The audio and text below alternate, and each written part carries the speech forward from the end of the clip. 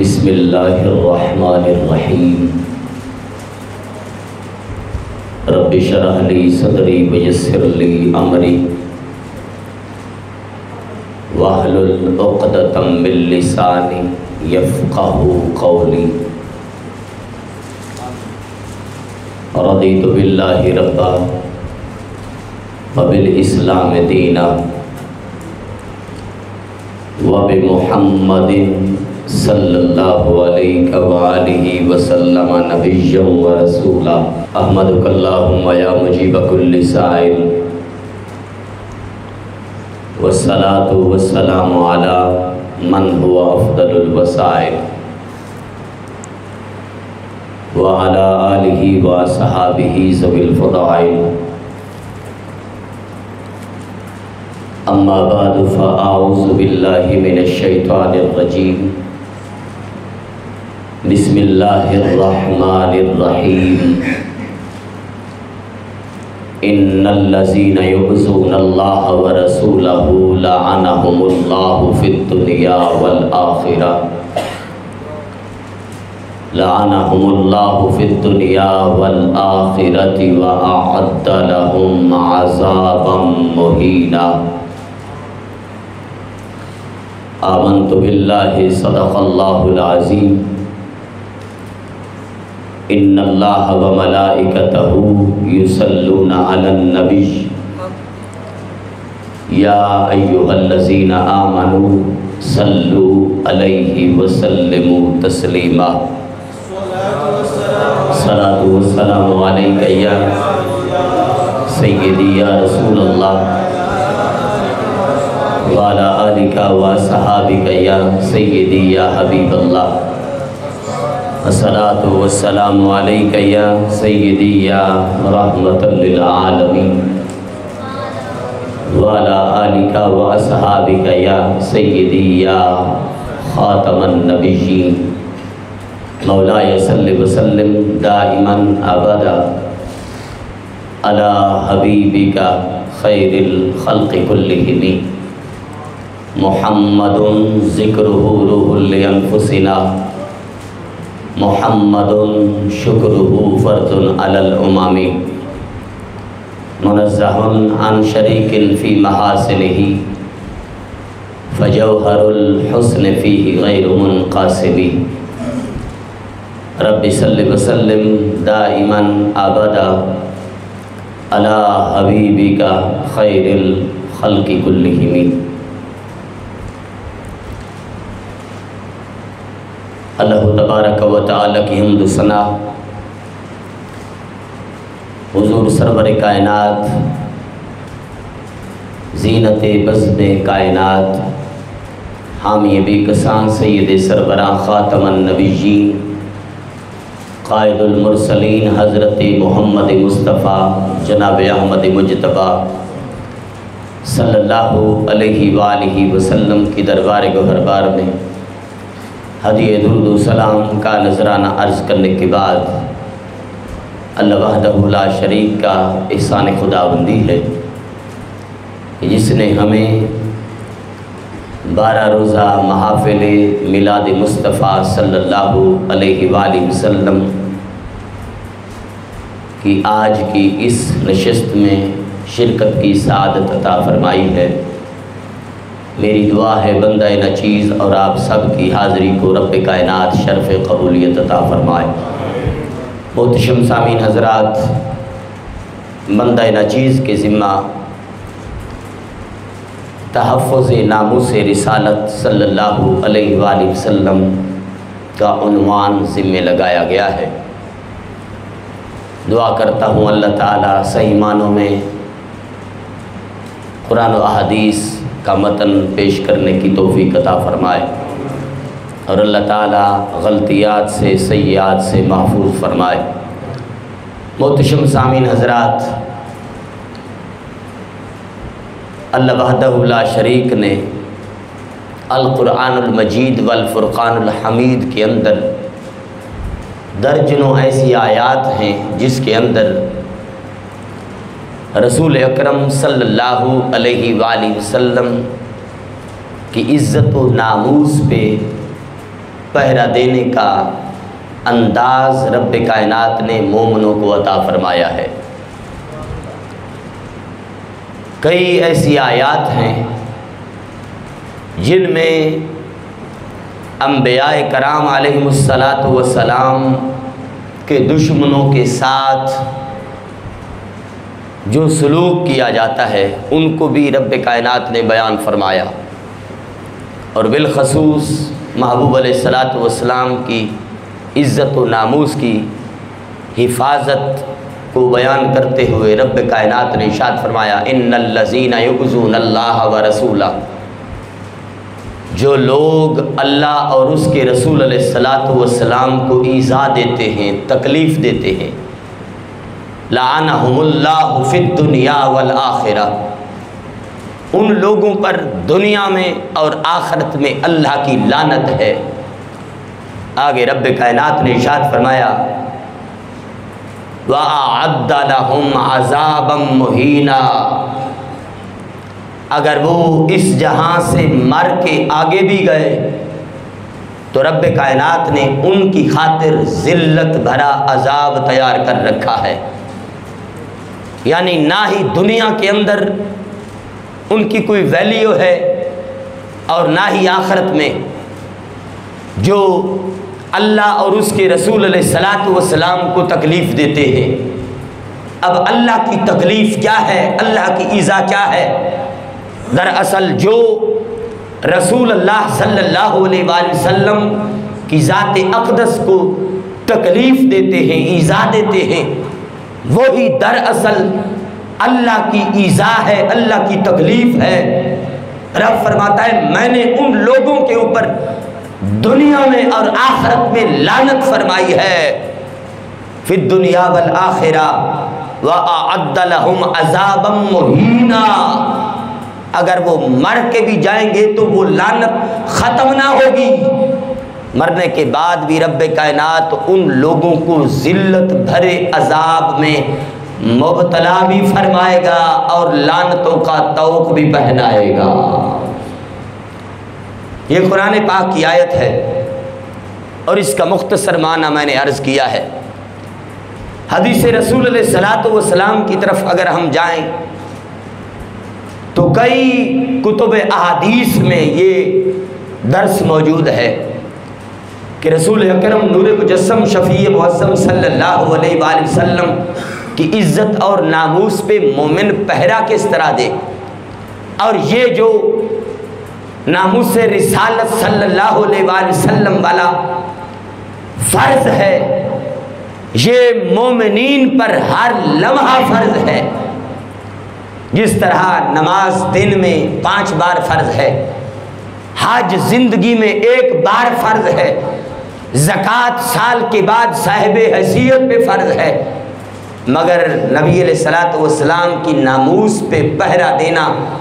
ہر صاحب مومن پہ ہر لمحہ، ہر گھڑی، ہر ساتھ بہت بڑا فرض ہے۔ بندہ باقی فرضوں کو ادا کرنے کی خاطر تیار ہو یا نہ ہو، رسول اکرم صلی اللہ علیہ وآلہ وسلم کی ناموس پہ پہرا دینے کی خاطر ہر لمحہ فرض کو ادا کرنے کی خاطر تیار رہے گا، تو پھر رب کائنات اس بندے کو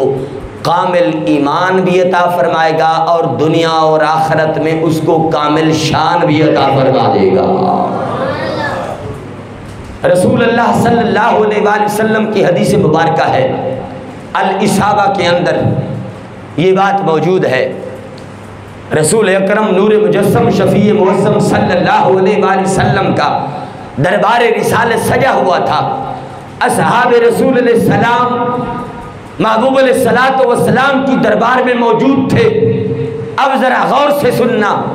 لوگ کہتے ہیں کہ یہ شاید فرض اچانک ادا ہو جاتا ہے اور اچانک لوگ جذبات میں آ جاتے ہیں، اچانک کوئی اٹھ کر محبوب علیہ السلام کی شان میں جب بک بک کرتا ہے تو پھر ادھر سے کوئی مومن بھی اچانک اٹھ پڑتا ہے، جذبات میں آتا ہے، جذباتی تخیلات میں آ کر وہ سر اتار دیتا ہے۔ لوگ کہتے ہیں دیکھو اچانک ہو گیا، اشتعال تھا، جذبات تھے اور یوں ہو گیا، لہذا اس مسئلے کو اب دبا دینا چاہیے، اب چھپا دینا چاہیے۔ ہرگز ایسا نہیں ہے، بلکہ نبی علیہ السلام نے تو اپنی ناموس کے اوپر پہرہ داروں کو خود تیار بھی فرمایا ہے اور ان کو تیاری کرنے کا انداز بھی عطا فرمایا ہے۔ رسول اللہ صلی اللہ علیہ وآلہ وسلم کا دربار سجا ہوا تھا، محبوب دو عالم صلی اللہ علیہ وآلہ وسلم نے اعلان فرمایا اے میرے صحابہ، اے میرے غلاموں، میری ذات کے اوپر ایک شخص گالیاں بکتا ہے۔ کیا گالیاں بکتا ہے؟ حجافی رسول اللہ صلی اللہ علیہ وسلم، میری شان میں وہ اشعار لکھتا ہے، میری شان میں شعر و شاعری کرتا ہے، مگر ہر شعر میں محمد مصطفیٰ کو تکلیف دیتا ہے، میرے علم نشرح والے سینہ میں تکلیف ہوتی ہے۔ وہ اشعار بھی لکھتا ہے، شعر و شاعری بھی کرتا ہے، پھر لکھ کر پڑھتا بھی ہے، مگر ہر شعر میں، ہر فکرے میں، ہر اشعار میں میں محمد مصطفیٰ کو تکلیف پہنچاتا ہے کوئی میرا غلام میں یکفنی عدوی، جو اس میرے دشمن سے بدلہ لے لے، جو اس میرے دشمن سے بدلہ لے کر اس کا سر اتارے۔ اب خود سوچو، محبوب علیہ السلام بدلہ لینے کی بات بھی ارشاد فرما رہے ہیں، سرکار اپنے غلاموں کو تیار بھی کر رہے ہیں اور اعلان بھی کر رہے ہیں۔ کون ہے وہ خوش نصیب آج جو میں محمد مصطفیٰ کے اس حکم پہ عمل کر کے آئے گا، رب کائنات اس دنیا میں سعادتوں سے مالا مال فرمائے گا اور قیامت کے دن میں محمد مصطفیٰ کی شفاعت عطا فرما دے گا۔ حضرت سیدنا سالم بن عمیر رضی اللہ عنہ اٹھے، عرض کی میں یکفینی، یا رسول اللہ صلی اللہ علیہ وسلم میں حاضر ہوں، میں اس کو کافی ہوں، میں کفایت کروں گا۔ سرکار دو عالم صلی اللہ علیہ وآلہ وسلم کی دربار میں کھڑے ہو کر جب یہ کہا جا رہا تھا تو اس صحابی کو پتا تھا جانا کہاں ہے، کام کیا کرنا ہے، ذمہ کیا لگایا گیا ہے اور کیسے جانا ہے، کیسے پہنچنا ہے، کیسے گستاخ تک پہنچ کر اس کا سر اتارنا ہے۔ بیوی ہے، بچے ہیں، گھر ہے، معاملات ہیں، اسباب ہیں، دنیا ہے، زندگی ہے، سارے کے سارے معاملات کو پس پشت ڈال کر حضرت سالم بن عمیر رضی اللہ عنہ اٹھے ہیں، تلوار بغل سے نکالی ہے،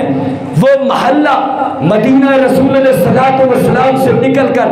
گستاخ کے محلہ میں پہنچے ہیں۔ پہنچنے کے بعد اس گستاخ کی جگہ تک پہنچے ہیں، پہنچنے کے بعد اس گستاخ کو ہلایا ہے اور بتایا ہے میں محمد عربی کا غلام آج آیا کیوں ہوں، آج کس لیے آیا ہوں، آج میں تیرا سر بھی اتاروں گا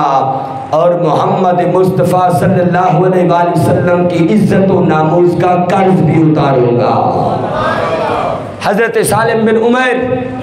پہنچے، پہنچنے کے بعد آپ نے اس گستاخ کو جو شعر لکھتا تھا، اشعار لکھتا تھا اور ہمیشہ سرکار دو عالم صلی اللہ علیہ وسلم کی شان میں گستاخیاں کرتا تھا، وہ محبوب علیہ السلام کے علم نشرح والے سینے میں تکلیف پہنچاتا رہتا تھا۔ سالم بن عمیر نے تلوار نکالی اور اس گستاخ کا سر قلم کر دیا، اور یقیناً ان کے جذبات یہ کہہ رہے تھے ہم سے الجھو گے زمانے میں تو پھر جیو گے کیسے، ہم محمد عربی کے غلام ہیں، گستاخ کا سر اتار دیتے ہیں۔ حضرت سالم بن عمیر نے اس گستاخ کا سر اتارا، واپس پلٹے، محبوب علیہ السلام کی دربار رسالت میں سرکار نے سینے سے بھی لگایا اور سرکار نے اس کو خوشخبری بھی سنائی، فرمایا اے سالم تم اتنی جوان بہادر مرد ہو، تم نے اللہ کی بھی مدد کی ہے، رسول اللہ کی بھی مدد کی ہے، اور رب کائنات کی پاک بارگاہ میں عزت و عظمتوں کے ہمالیہ کے حقدار بن گئے ہو۔ نعرہ تکبیر، اللہ اکبر، نعرہ رسالت، یا رسول اللہ، تاجدار ختم نبوت، زندہ باد، تاجدار ختم نبوت، زندہ باد، زندہ باد۔ گستاخ نبی کی ایک سزا، گستاخ رسول کی ایک سزا۔ اس لیے شاید لوگ سمجھتے ہیں کہ یہ سارا معاملہ اچانک ہوتا ہے، اور دور رسالت علیہ الصلوۃ والسلام میں شاید ایسا ہوا نہیں، اور لوگ یہ راگ الاپتے ہیں سرکار تو معاف کر دیتے تھے، سرکار اپنے دشمنوں کی خاطر چادریں بچھاتے تھے، وہ سرکار کی صفت ہے، وہ سرکار کی سنت ہے، وہ سرکار کا معاملہ ہے۔ کسی گستاخ کو معاف کریں یا معاف نہ فرمائیں، تمہیں چاہیے تم اپنے معاملات میں اپنے دشمن کو معاف کرو، اپنے دشمن کی خاطر چادر بچھاؤ، پلنگ بچھاؤ، چارپائی بچھاؤ، یہ تمہارا معاملہ ہے، مگر امتی کے لیے یہ ہرگز جائز نہیں کہ وہ رسول اللہ صلی اللہ علیہ وسلم کے کسی گستاخ کی خاطر چادر بچھائے، کرسی رکھے یا چارپائی بچھائے،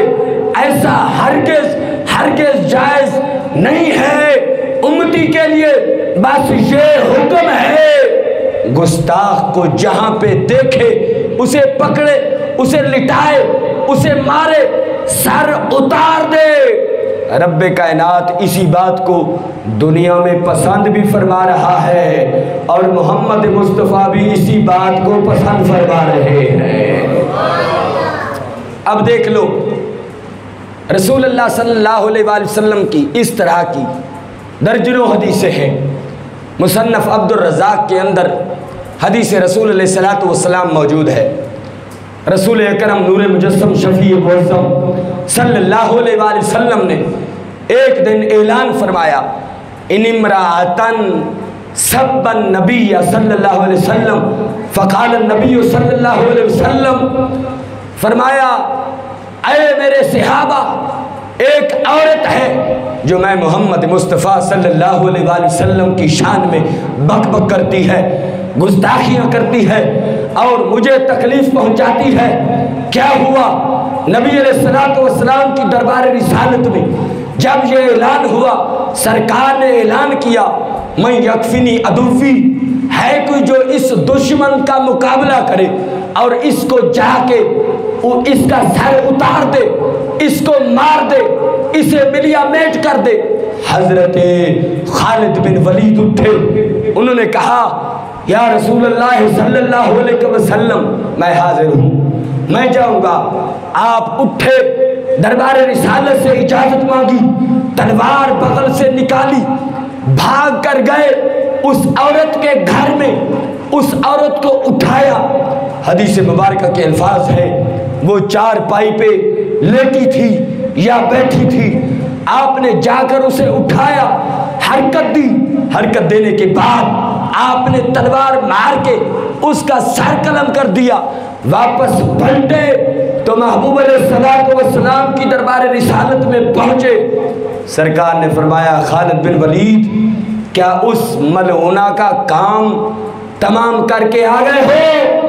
عرض کی نام یا رسول اللہ صلی اللہ علیہ وسلم، میں نے آپ کے دشمن کا سر اتار دیا ہے، میں نے آپ کی اس دشمنہ کا سر اتار کر اسے ہمیشہ ہمیشہ کے لیے اس دھرتی سے اتار کے اس دھرتی کو پاک کر دیا ہے۔ میرے محبوب علیہ السلام مسکرائے اور انعام سے مالا مال کیا، فرمایا اے خالد بن ولید، تم نے وہ کام کیا ہے جس کام کو میں محمد مصطفیٰ نے پسند بھی فرمایا ہے، اور رب کائنات نے بھی تیرے اس کام کو پسند فرمایا ہے۔ تاجدار ختم نبوت، تاجدار ختم نبوت، استاد نبی کی ایک صدا، استاد نبی کی ایک صدا۔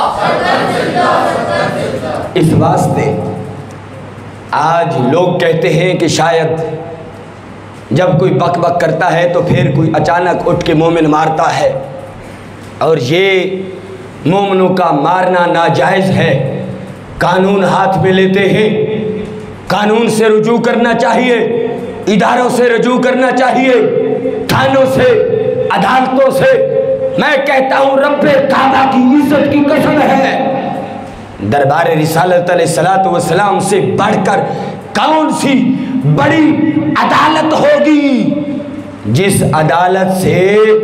گستاخ رسول علیہ الصلوۃ والسلام کی سزا کا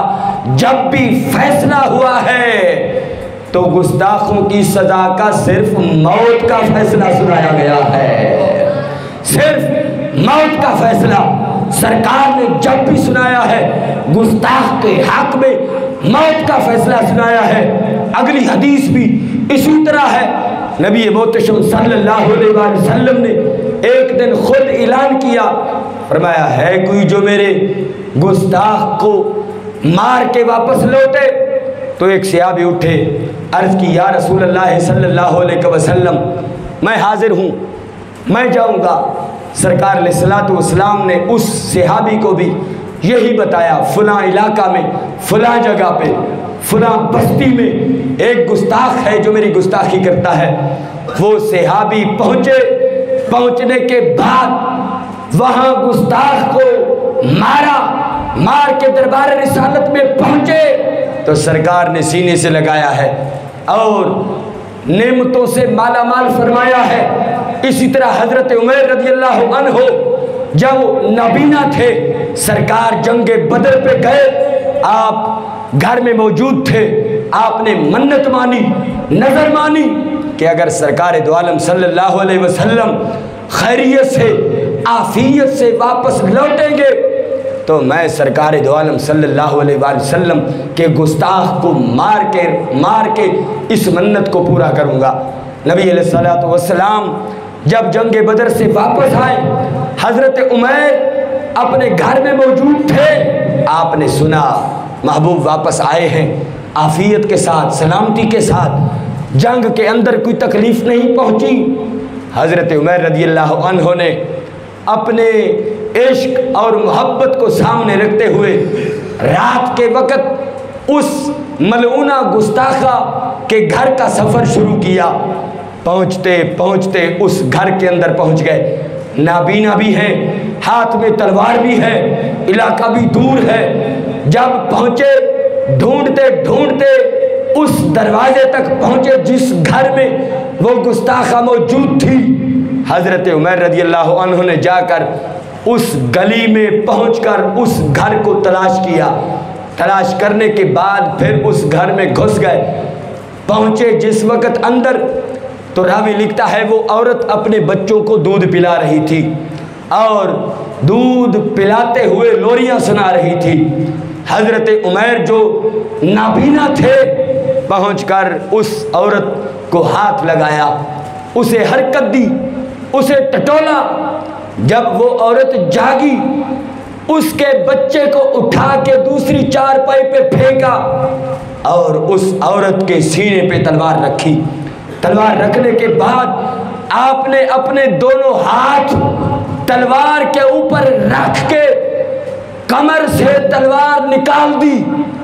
دو ٹکڑے کر دیے۔ دو ٹکڑے کرنے کے بعد پھر اس گھر سے واپس لوٹے، رات کا وقت تھا۔ راوی لکھتا ہے واپس چلتے چلتے چلتے حضرت سیدنا عمر رضی اللہ عنہ نبی علیہ الصلوۃ والسلام کے پیچھے نماز فجر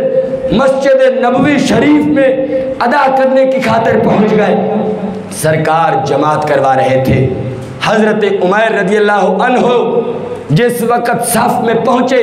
نماز ادا کی، محبوب علیہ الصلوۃ والسلام نے سلام پھیرا۔ سلام پھیرتے ہی سرکار نے فرمایا، اے عمر، اسما بنت مروان کا کام تمام کر کے آئے ہو؟ اب غیب دان نبی جانتا تھا میرا غلام ہے، کام کر کے آیا ہے۔ سرکار نے خبر دے دی، اے عمر، کیا اسما بنت مروان کا کام کر کے آئے ہو؟ تو آپ کھڑے ہو گئے، عرض کی نام یا رسول اللہ صلی اللہ علیہ وسلم۔ ہاں میں نے اس ملعونہ کو مارا ہے، مگر دل میں خوف تھا کہ کہیں سرکار یہ نہ کہہ دیں اے عمیر تم اپنے فتوے چلاتے ہو، کیا مجھ سے پوچھا تھا؟ کیا کسی سے مشورہ کیا تھا؟ کیا تم مجھ سے پوچھ کے گئے تھے؟ کیا تم نے مجھ سے اجازت مانگی تھی؟ خوف تھا۔ نبی علیہ الصلوۃ والسلام کی دربار رسالت میں بیٹھ گئے، عرض کی یا رسول اللہ صلی اللہ علیہ وسلم کیا مجھ پہ کوئی لازم تو نہیں آ رہا کہ میں نے ایک عورت کو قتل کیا ہے؟ وہ عورت جو اپنے بچوں کو دودھ بھی پلا رہی تھی، لوری بھی سنا رہی تھی، ماں تھی، چھوٹے بچے تھے، اس کی زندگی کا مسئلہ تھا، مگر محبوب علیہ السلام میرے عشق نے فیصلہ کیا ہے، میں نے سوچا ہے، میں نے سمجھا ہے، پھر سفر کیا ہے، پھر تلوار لے کر اس گھر میں پہنچا ہوں، اسے جگایا بھی ہے، اسے بتایا بھی ہے اور دو ٹوک پیغام دیا ہے میں کیوں آیا ہوں، تمہیں کیوں مارنے لگا ہوں، کہ تو ہمیشہ میرے محبوب علیہ الصلوۃ والسلام کی شان میں بکتی ہے، تکلیف دیتی ہے، بک بک کرتی ہے۔ تو حضرت عمیر رضی اللہ عنہ نے محبوب علیہ الصلوۃ والسلام کی دربار میں یہ اپنا انداز پیش کیا، یا رسول اللہ کیا مجھ پہ کچھ لازم تو نہیں آ رہا؟ سرکار نے فرمایا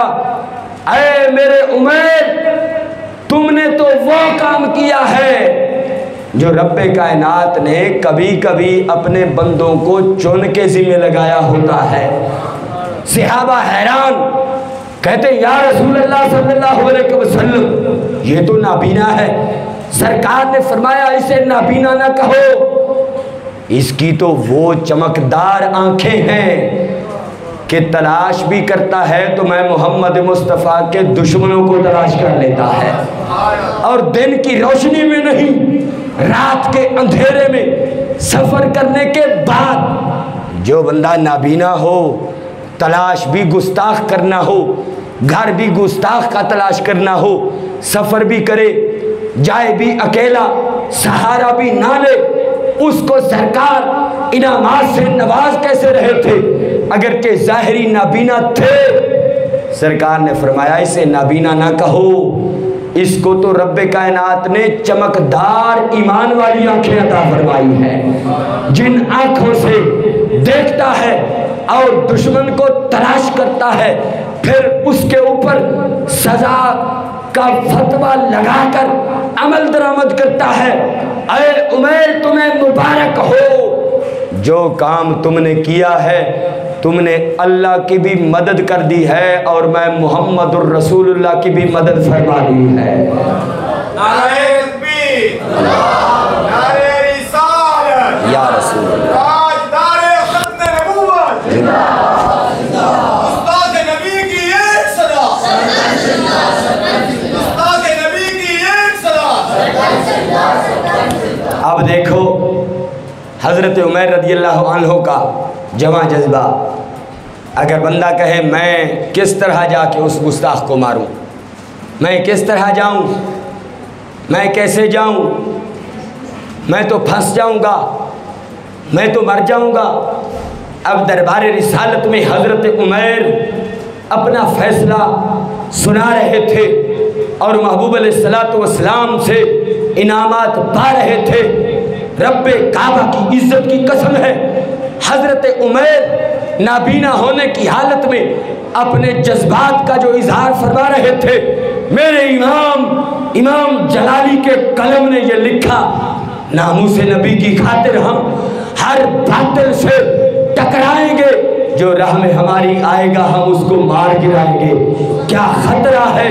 جسم و جان کا، کیا خطرہ ہے جسم و جان کا، یہ مسئلہ ہے جب ایمان کا، کیا خطرہ جسم و جان کا، اس مسئلے کو جو چھیڑے گا پھر تاج اچھالے جائیں گے۔ کیا حاجت ہے ایک سزا، گستاخ رسول کی ایک سزا، کیا حاجت ہے ہمیں زندگی کی، پھر زندگی میں شرمندگی کی، سب وار کے پونجی جندڑی کی، پھر بدن پہ کفن سجائیں گے۔ گستاخ نبی کا چلتا پھرے کیوں عاشق دل میں جلتا پھرے، گستاخ کو آگ لگا کے ہی سینے کی آگ بجھائیں گے۔ حضرت عمیر پیغام دے گئے، معذوری ہو، لاچاری ہو، بیماری ہو، مگر بندے کا ایمان بیماری سے محفوظ ہو، دشمن تک اپڑ جائے، پہنچ جائے اور گستاخ کا سر اتارے، ہوتا کیا ہے؟ محبوب دنیا میں سینے سے لگائیں گے، قیامت کے دن شفاعت بھی فرمائیں گے، جنت میں رفاقت بھی عطا فرما دیں گے۔ یہ حضرت عمیر کا کردار ہے، اور حضرت عمیر نے یہ محبوب علیہ السلام کی دربار رسالت میں جس وقت انعام پایا، بڑے بڑے صحابہ خوش ہوئے۔ میرا ٹائم مکمل ہوا چاہتا ہے۔ حضرت عبیدہ بن الحارث رضی اللہ عنہ جو مقام بدر میں تھے، آپ زخمی تھے، اور زخمی حالت میں صحابہ کرام نے اٹھا کے محبوب علیہ السلام کی دربار رسالت میں پیش کیا۔ فَوَدَعَ خَدَّهُ، نبی علیہ السلام علی قدمہ شریفت، محبوب کے قدم پہ حضرت عبید بن الحارثہ نے اپنا رخسار مبارک رکھا۔ جب رخسار رکھا تو عاشق کی عید ہو گئی۔ محبوب علیہ السلام نے دیکھا خون سے لت پت تھے، زخمی حالت میں تھے، کہنے لگے یا رسول اللہ صلی اللہ علیہ وسلم لو رعانی ابو طالب، آپ کے چچا ابو طالب نے ایک قصیدہ لکھا تھا، اس میں کہا تھا اے محبوب ہم آپ کی عزت کی خاطر گھر چھوڑیں گے، اولاد چھوڑیں گے، مال چھوڑیں گے، جائیداد چھوڑیں گے، وطن چھوڑیں گے، علاقہ چھوڑیں گے، اے محبوب مگر آپ کی عزت پہ کبھی کمپرومائز نہیں کریں گے۔ اے محبوب علیہ السلام کاش آج ابو طالب زندہ ہوتے اور مجھے دیکھتے، جو اس نے قصیدہ لکھا تھا اس کو تو توفیق نہ ہوئی کہ وہ پورا کر جاتے، انہیں تو رب کائنات نے موقع ہی نہ دیا، اگرچہ وہ غیر مسلم تھے۔ حضرت سیدنا عبیدہ بن الحارث کہہ رہے تھے یا رسول اللہ صلی اللہ علیہ وسلم، جو اشعار، جو قصیدہ آپ کے چچا نے آپ کی شان میں لکھا تھا، میں یقین کامل سے کہتا ہوں ان اشعار پہ آج میں عبیدہ بن الحارث نے عمل کر کے دکھا دیا ہے۔ میں نے گھر بھی چھوڑا، جائیداد بھی چھوڑی، اولاد بھی چھوڑی، اسباب بھی چھوڑا، اولاد بھی چھوڑی، بیوی بچے چھوڑے، والدین چھوڑے، یا رسول اللہ صلی اللہ علیہ وسلم جو اس قصیدے کے اشعار میں سب کچھ لکھ کے گئے ہیں، میں نے آپ کے بحیثیت غلام ہونے کی وجہ سے ان قصیدوں کے الفاظ پہ عمل بھی کر کے دکھا دیا ہے، اور اپنی جان کا نذرانہ بھی آپ کی دربار میں پیش فرما دیا ہے۔ حضرت عبیدہ بن الحارث اس مقام پہ شہید ہوئے۔ مقام بدر دیکھو، حضرت سعد مقام احد میں اذن بھی تسعون دربہ، آپ زخمی حالت میں، کہتے کہ 70 زخم آپ کو لگے ہوئے تھے، آپ کے جسم کے اندر کپکپاہٹ طاری تھی۔ حضرت زید پہنچے، محبوب علیہ السلام کا سلام سنایا، فرمایا اے سعد تمہیں مبارک ہو، چند سانسیں باقی تھی۔ جب حضرت سعد کو سلام پہنچا محبوب علیہ السلام کا، آپ نے ایک مرتبہ توجہ کی، مسکرائے اور کہنے لگے اے زید جب جاؤ تو میرا بھی محبوب علیہ السلام کی دربار میں سلام عرض کرنا اور کہنا محبوب علیہ السلام حضرت سعد آپ کو سلام عرض کر رہے تھے اور آپ کی دربار میں یہ عرض کر کے گئے ہیں اے یا رسول اللہ صلی اللہ علیہ وسلم، میں اس بات کا اظہار کرتا ہوں میرا رب میری شہادت کا ثواب بھی میرے نبی محمد مصطفیٰ کو عطا فرما۔ حضرت سعد کے الفاظ یہ بتا رہے تھے، جان دی مقام احد میں خون میں لت پت زخمی حالت میں شہادت محبوب کا سلام سن کر خوش ہوئے، مسکرائے. یہ نہیں کہا کہ محبوب کی خاطر آج تو ہم مر گئے ہیں معاذ اللہ، آج تو ہم لٹ گئے ہیں معاذ اللہ، آج بے صبری ہو گئی. ایسا ہرگز صحابہ کرام نے درس نہیں دیا، بلکہ مومنین تک یہ پیغام پہنچایا ہے جب دربار رسالت علیہ السلام میں کوئی اچھا کام کرو تو رب کی پاک بارگاہ میں شکر ادا کرو، اس کام کو سرکار بھی پسند فرمائیں گے اور خود پروردگار بھی اس کام کو پسند فرمائے گا. حضرت سعد رضی اللہ عنہ شہید ہوتے ہوئے کہہ گئے، اے پروردگار جو میری شہادت کا ثواب ہے وہ بھی مجھے نہ دے، میرے نبی علیہ السلام کے دربار رسالت میں میں اپنے ثواب کا ہدیہ تحفہ پیش کرتا ہوں، اس کو بھی قبول فرما. بتانے کا یہ مقصد تھا کہ ہم نے جس محبوب کی خاطر شہادتیں پیش کی ہیں تو ہماری شہادت کا ثواب بھی ہمارا رب ہمارے محبوب علیہ السلام کو عطا کر دے. محبوب راضی بھی ہو جائیں گے، قیامت کے دن سینے سے بھی لگا لیں گے. لہذا تحفظ ناموس رسالت یہ بہت بڑا ایک موضوع ہے، ایک باب ہے، اور ہمارے بزرگان دین نے اس کو لکھا ہے، اور اہل سنت و جماعت کے اکثر علماء کرام اس کو بیان کرتے ہیں، اور علماء اہل سنت کے ساتھ ساتھ نوجوانان اہل سنت تحفظ ناموس رسالت کا کام کرتے ہیں. وہ غازی عامر عبد الرحمن ہو یا ممتاز حسین قادری ہو، یہ سنی ماؤں کے بیٹے تھے جو ناموس رسالت پہ پہرا دے کے بتا گئے جان دینا ان کی خاطر ہے فریضہ حیات،